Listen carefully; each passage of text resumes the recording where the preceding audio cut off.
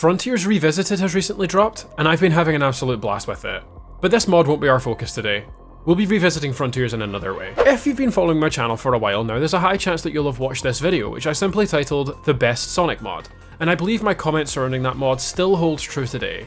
Sonic the Hedgehog, a mod for Risk of Rain 2 by DS Gaming, or Syntax Error depending on how you know them, is still to this day the best Sonic mod that you can find across any game. For a game that is known as a shooter with some close combat aspects, the fact that Sonic's moveset was able to be brought over from Frontiers and fit right into Risk of Rain 2 with his Frontiers moveset, as well as the rest of the main cast, is incredibly impressive. Dare I say, this is a big improvement from how he plays in Frontiers.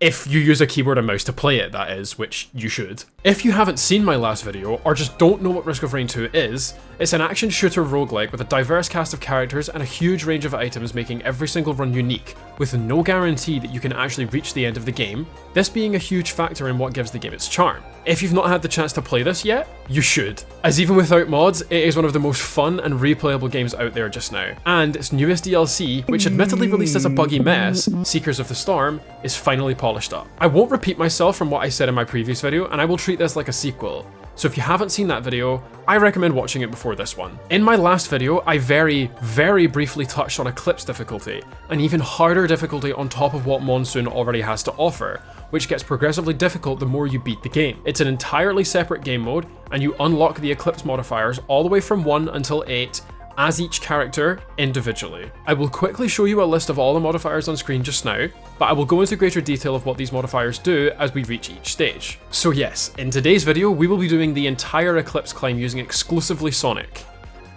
And Rouge at some stages. I'm joined by PixelKeii on this journey, and we will work together to make it all the way to the top. We will most definitely die a lot, keyboards will be at risk of damage, and our overall enjoyment of the game is now up for debate.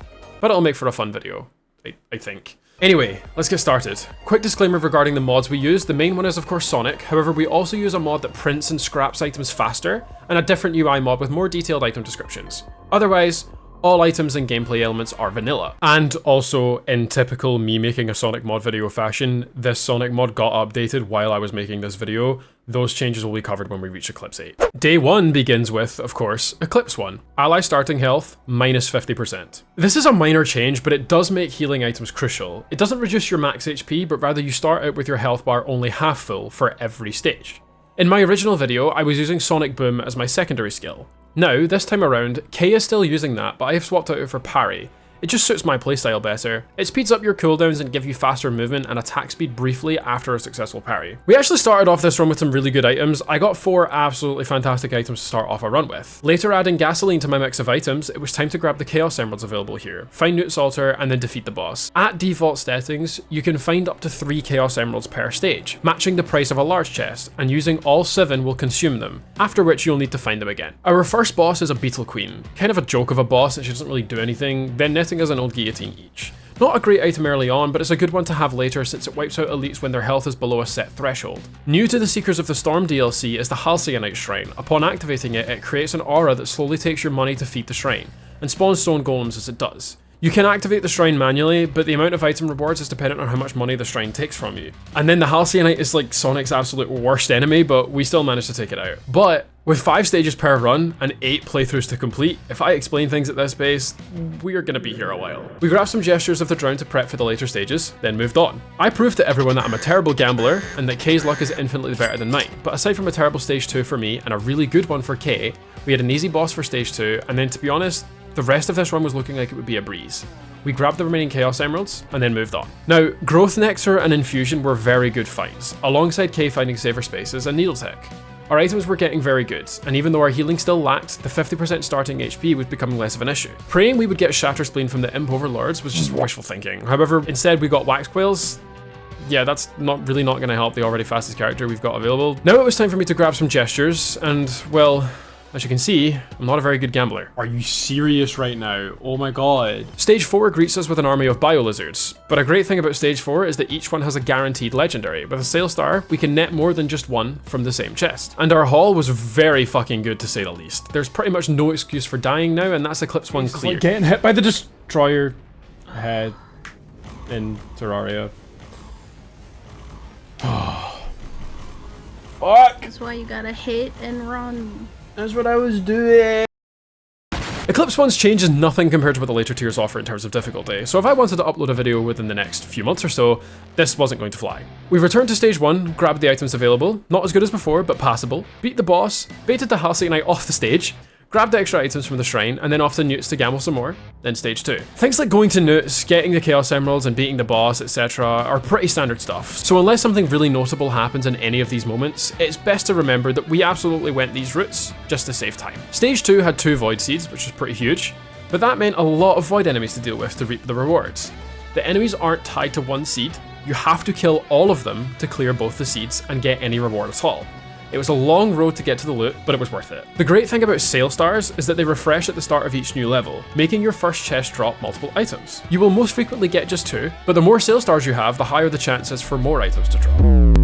I got absolutely wiped out by a Clay Dune Strider right at the start of stage 3, but the new Shrine of Soul allowed Keii to revive me, at the cost of 30% max HP. Very effective late game mechanic, however early game it is quite risky. Either way, we survived stage 3, rewarded with an unstable transmitter each, basically a second wind item. This thing used to have a cooldown, but now it can only be used once per stage, like regenerating scraps, sale stars, and power elixirs. We made a quick pit stop at the scrapper before heading to the next stage. Unlike the other stage 4 maps, Siren's Call still has a guaranteed legendary item drop, but it doesn't drop from a chest. Instead, there's some nests with a few bird eggies in them scattered around the map. Not that I found them since I got eviscerated by a brass contraption like 1 minute into the stage, so here's some gameplay of Keii finding them instead. Destroying enough summons the Alloy Worship unit. In terms of attacks and unique boss item drop, it functions the exact same as the Soulless Control unit, but you can only get it to drop its unique item using a Trophy Hunter's Tricorn to insta-kill it, as the drop will always be a legendary item. This is affected by multitudes, as in the amount of players in the lobby, but it isn't affected by the Shrine of the Mountain. So, effectively speaking, if you have more than one sale star, this stage is never worth it unless you have a Tricorn, because Empathy Cores are one of the best yellow items.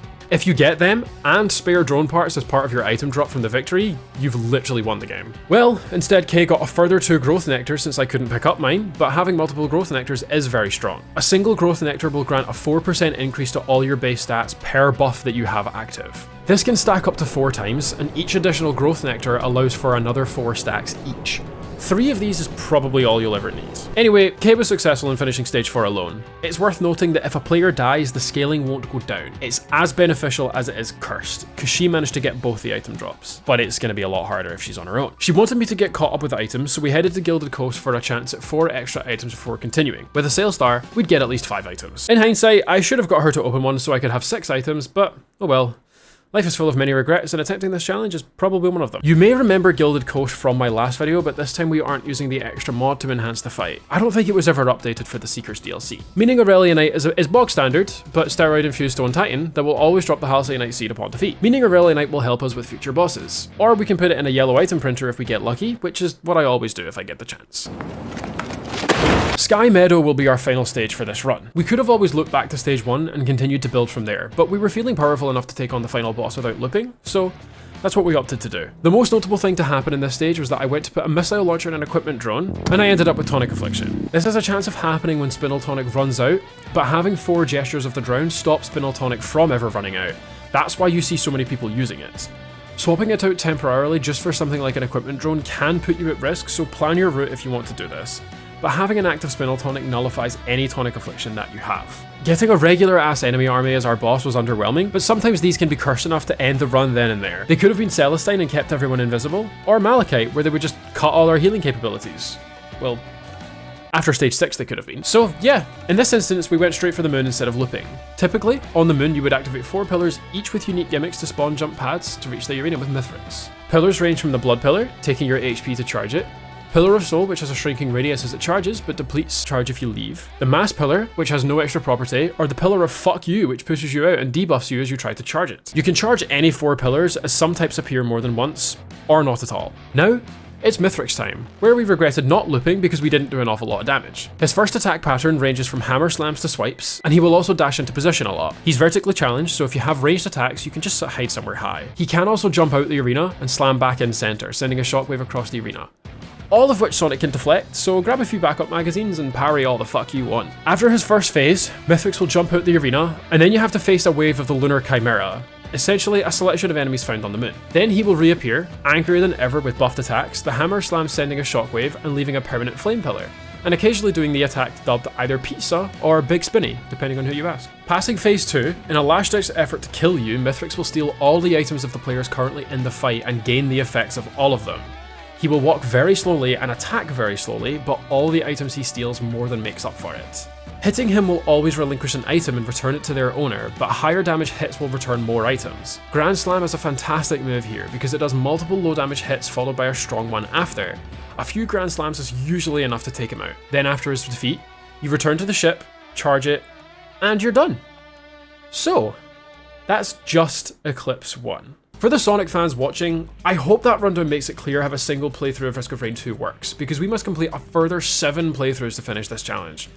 And I can't explain a full 7 playthroughs, so let's go over the highlights and challenges, and the modifiers of Eclipse 2 through 7. Eclipse 2, teleporter radius, minus 40%. The lower teleporter radius isn't that bad in Eclipse 2, but it becomes more of a problem when the other modifiers are thrown into the mix. It didn't start off well. We died a few times, then unfortunately Kei wasn't free for the rest of the night, so I was left to this one on my own. So, I started in Siphon Forest, which is the best looking first stage, but the worst for enemies because of the fucking blind pets that are just awful to have on stage 1. Gorag's Opus was a good equipment to find, and I had full intention of putting this into an equipment drone if I found one. Equipment drones will periodically use whatever equipment you give them, so having a random burst of attack speed is always welcome. I melted the boss at the teleporter and then had no trouble charging it, but the lowered radius is very noticeable. With my pretty good haul of items, I cleared out the Halcyon Shrine, grabbed a few extras and got going. The teleporter radius change affects literally everything that needs charged, including the Halcyon Shrine and the pillars on the moon.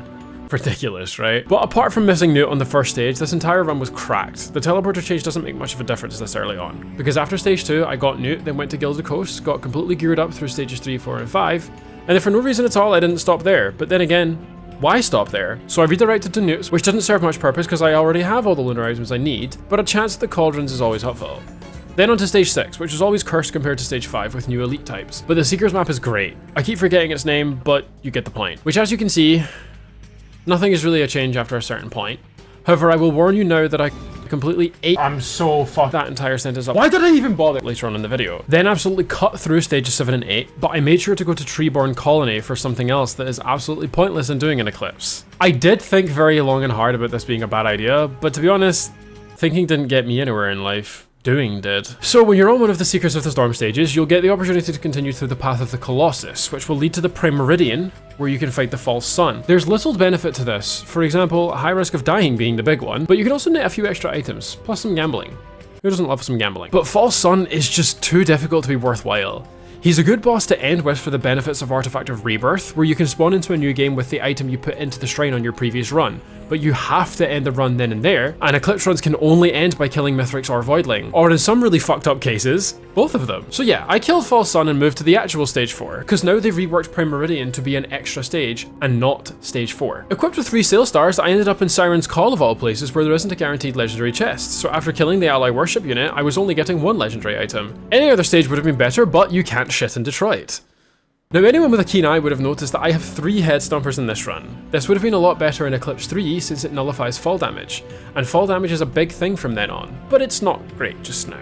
But it does allow you to stomp, essentially restoring the move from Sonic games, and then killed the grandparents in 1 frame. The teleporter radius is even smaller than normal because I picked up Focus Convergence as a meme. And then we jump straight to Mithrix, obliterate the first phase, enter phase 2, go super, let him take our items, get them back and finish Eclipse 2. Still not convinced this is hard as hell? Eclipse 3, ally fall damage plus 100% and lethal. I'd say Eclipse 3 is when it starts to get really difficult. Fall damage is something you tend to completely forget about since in normal game modes it can actually kill you, but it sure as shit can hurt a lot. Well, now it can kill us, and it's doubled. With a pretty solid set of items in stage 1, I beat the boss, baited Halcyon out off the map and headed to Newt's, because there's one specific item which will completely nullify the effects of both the fall damage changes and the half starting health.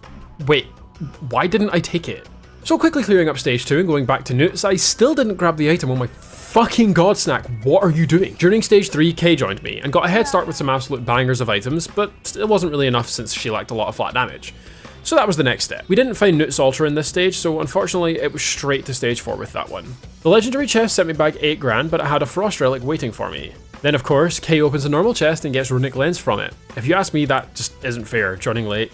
getting that kind of luck. So it looks like I just didn't think about using Transcendence just yet, and then my smart ass made the absolute biggest mistake I've ever made in any Risk of Rain 2 run ever. I hit the portal thinking it was Sky Meadow, and it turned out to be Void Locus. This is not Sky Meadow. Oh fuck, I've just killed this run. Now, I never covered this place in my previous video, so I'll do that now. Void Locus is, well, in the void. Who saw that coming? Only void enemies spawn, and items can only be found in void cradles, so we had a look around for some items first. Instead of a teleporter, you need to activate 4 deep void signals, which turns the entire map into a void, which damages you over time, and the only safe place is in the charge zone, which is affected by Eclipse 2's modifier, by the way. So the safe zone is about the same size as a 1-bedroom flat in London. Kei got completely glitched, so I had to proceed with the last 2 without her, unfortunately. I ran in circles to avoid the shooters, allowing loads of these guys to spawn stops other enemies spawning, so it's actually safer to do that than to try and kill them all. The only problem with the Locust is that the only exit takes you to the planetarium, which is where you fight Voidling. And let me tell you, fighting Voidling after Mithrix is usually hard enough, but when you don't have the items to practically insta-kill Voidling, it's way more difficult than it needs to be. Thankfully, Sonic has a perfect moveset to deal with this. Voidling's main attack is basically just rapid homing shotgun blast that Sonic can easily boost away from and parry if need be. Occasionally, Voidling will loaf up and fire a massive laser in a circle around it, so you can just jump over it as it goes by and hold yourself in the air with a parry.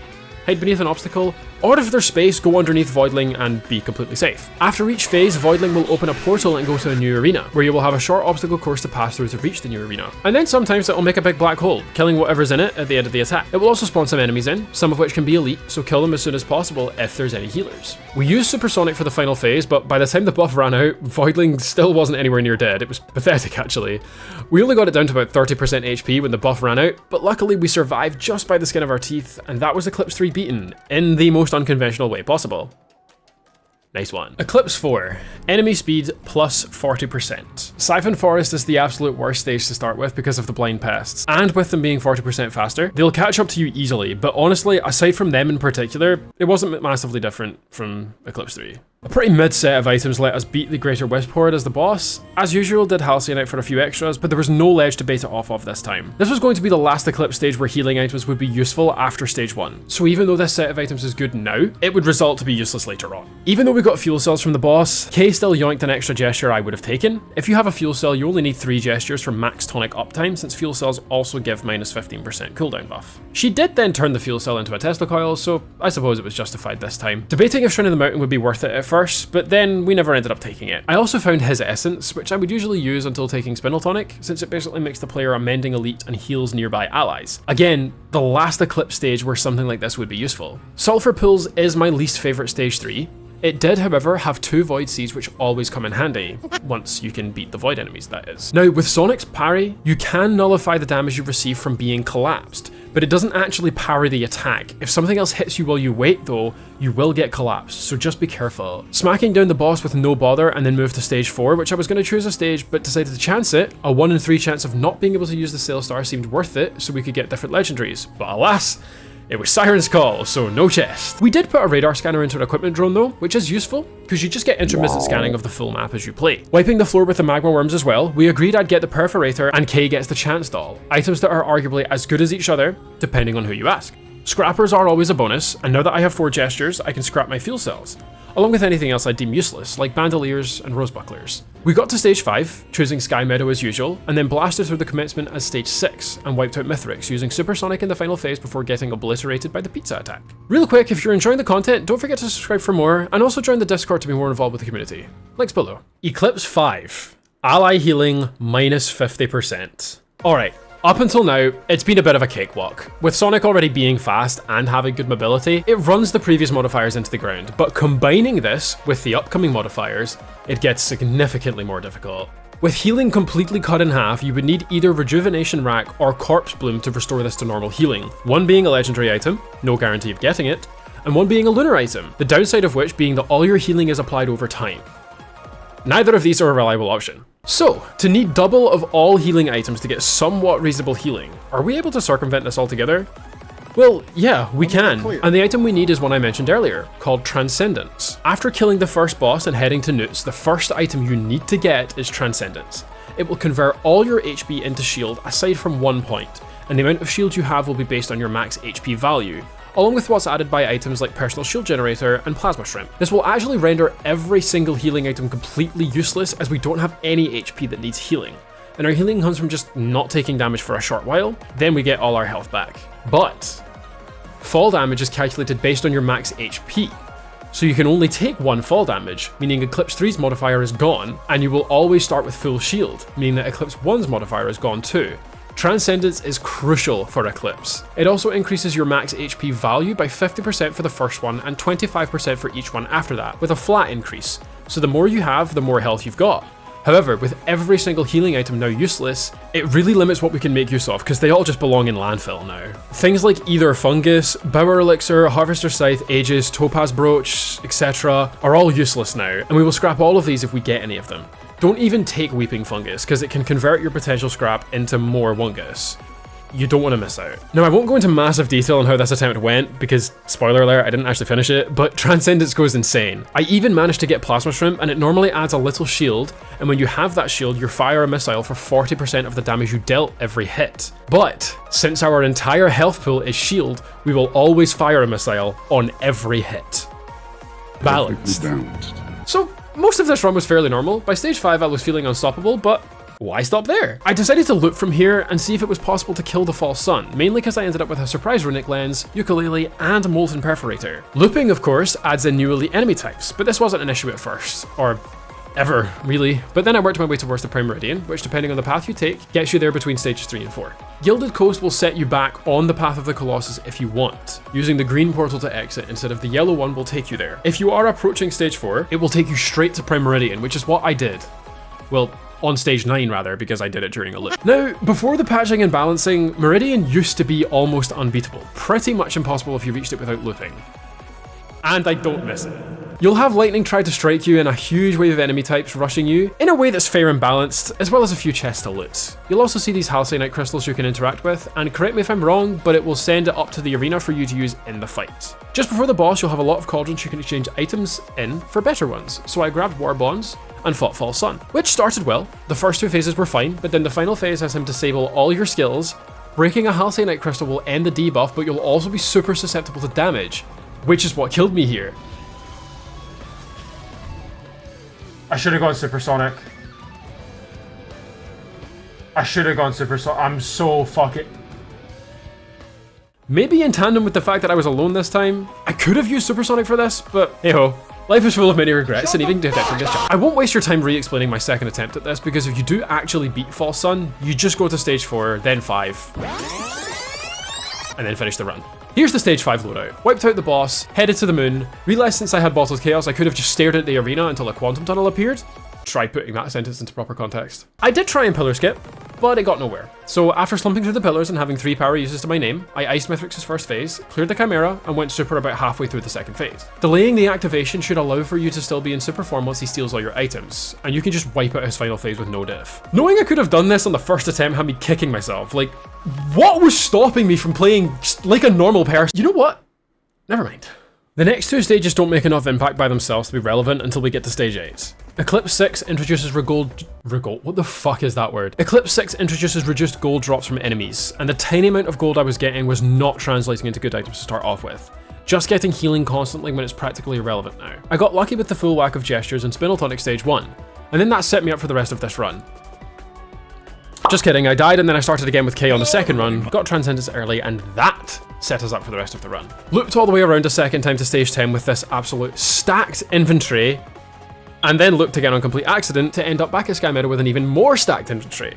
But with 2 stone flux pauldrons and 2 shaped glass, I wasn't moving at all. Because of how slow I was, I ended up just using the Chaos Emeralds to skip the pillars. And it paid off. My overall damage output was tripled from the 2 shaped glasses, and K's War Bonds absolutely ripped apart Mithrix from the instant he spawned, and procs any on-hit effects as well.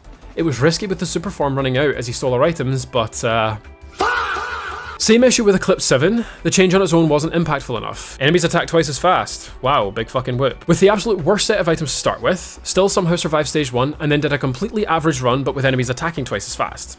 There's really nothing else to be said here. Itchy fucking ear, man. Ugh. However, reaching Eclipse 8, where the players and allies will take permanent damage in each stage, and the Eclipse 6 and 7 changes actually feel more impactful, came with a rework to Sonic's kit. Let me explain that before we continue. Sonic Boom now reduces enemy armor per hit, which makes it a really good assist tool before going in for a direct attack. The base attack can now knock back enemies on the final hit, or with a kill on the homing attack. At least lightweight enemies anyway. The parry will now temporarily switch to a sweep kick upon a successful parry that can knock back larger enemies. Knocking back enemies into other enemies will damage them as it goes by. And overall, Sonic's control is just greatly improved. Sonic will now slide if you try and switch directions quickly while boosting. It's not as easy to turn now, so it's more in line with how Sonic games actually play. And Grand Slam will knock enemies downwards if you land it in the air.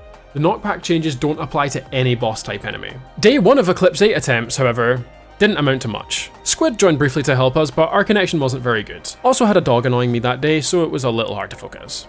Day 2 wasn't looking great either with some of our starting options. Pretty much if you don't get any area of effect, or ironically, healing on the first stage, you will die. However, there was one attempt that certainly had its downs, but the starting loadout was better than I could have asked for by the end of stage 1. 2 ATGs, shield generator, 2 syringes, and gasoline were absolute highlights of this run, and pretty much carried for the whole run. And then something funny happened at the bazaar. Are you actually serious? These gestures are paid actors, like actually. Stage 2 was clean, adding AP rounds, luminous shot, tri-tip dagger, and warhorn to the mix. As some of you may know, warhorn was a huge carry in the last video. Even using the tricorn I got in the last stage to take a mired urn, the extra damage is always nice, even if the healing won't go anywhere after Transcendence, which I managed to grab 2 of in the next bazaar, along with Keii's Spindle Tonic. We opted against Aurelionite since it would only be 2 extra items for now, likely not that useful, and then irrelevant later on. For a bit of item assistance, Executive Card was a drop on stage 3, which takes up your equipment slot, but allows you to buy all the items in a multi-shop instead of just one of them, and gives back 10% of all gold purchases, which is really handy. This stage had Focus Crystal, Renald's Band, and Delicate Watch, which was ready to break at any moment. Part of me wishes I saved the tricord for this stage, but then it ended up being Dune Strider again, so that wasn't really going to change much. And as you can see, the permanent damage modifier was hitting me like a truck. Kei not so much, but admittedly, I play very dangerously. Thankfully, the damage resets on each new stage, and with a thinnish stroke of luck, I managed to get Spindle Tonic on the last lunar boss. Yoink.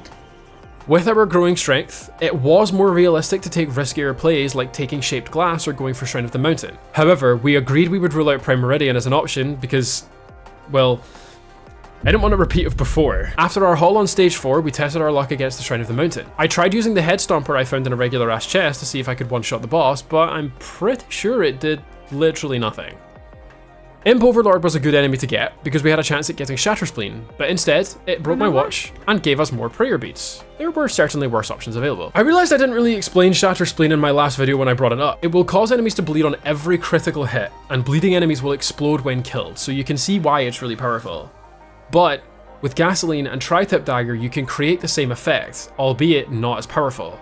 But late game, anything dies to anything if you're strong enough. There's always a grandparent chilling somewhere when you start stage 5, and I reckon I've died to this boss more out of any, even more than overloading worms. And thank God we had scrappers on this map, because damn, we had a lot of useless items. But with our super powerful haul, it was time to approach our final battle of Eclipse ever. Nah, just kidding, of course we looped.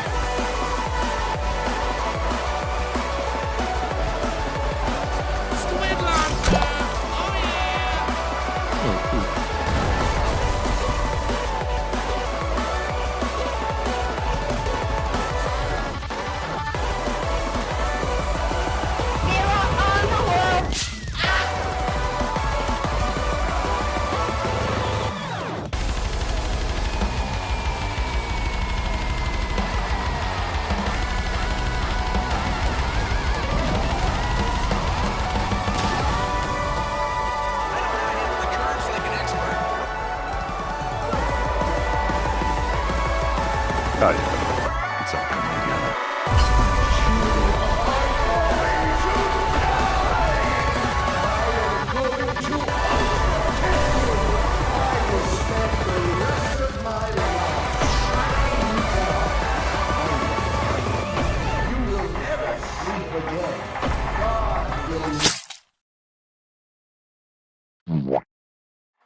And with the final rescue ship charged, that's a wrap. This video took an incredibly long time to make and was most definitely my hardest challenge yet, so any and all support is much appreciated. Leave a like if you enjoyed, and drop a comment down below if you want. I love reading them. and subscribe to see more videos like this. I know that Risk of Rain is nothing like Sonic games at all at its core, but I can tell you as a huge Sonic fan myself, I cannot stop playing this game. And even more recently playing Returns as much as 2. These are both amazing games even without the Sonic mod, and go on sale a lot, so definitely give them a go. Also, let me know how you guys feel about these types of videos, putting Sonic into another game and forming a challenge around it. I have a few in mind I'd like to go ahead with. Big shoutouts to DS Gaming for the Sonic mod, as well as Presti and Force Reassembly for helping out with the progression of the mod. If you're a modder yourself, there's plenty of resources for you to kick off modding this game too. Trust me, we are waiting for the standalone Doom Shadow mod. This would complement Frontier Sonic perfectly. Don't forget to follow the Twitch and join the Discord. I'll drop the links down below for you. We play a lot of CrossWorlds on stream, and since it's cross-platform, you've got no excuse. You've gotta come join us. Big shoutouts to hweilla and Makon for the thumbnail, and that's about all from me for now. My name is Snack, and I'll see you in the next one. Alright, Snack community, repeat after me. Snack, wouldn't it be funny if you didn't put Frontiers music in your Frontiers video? Snack, go ahead.